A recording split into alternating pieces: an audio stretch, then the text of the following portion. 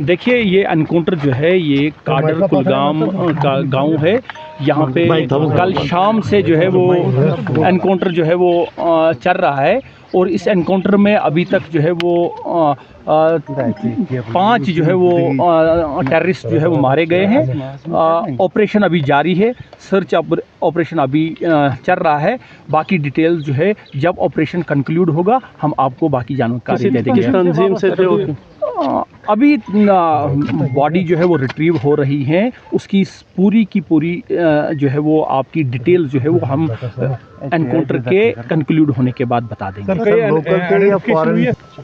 जहाँ तक आइडेंटिफिकेशन का सवाल है, मैंने ये आपको बताया कि ऑपरेशन अभी जारी है। किस तंजीम से ये जो है वो शायद जो ऑपरेशन है वो हिज़्बुल मुजाहिदीन से ताल्लुक़ रखते हैं ये दहशतगर्द, और बाकी जो है वो ऑपरेशन की डिटेल हम ऑपरेशन के कंक्लूड होने के बाद बता देंगे। मैं आपको ऑपरेशन अभी जारी है, आप थोड़ा सा जो है वो पेशेंस रखें।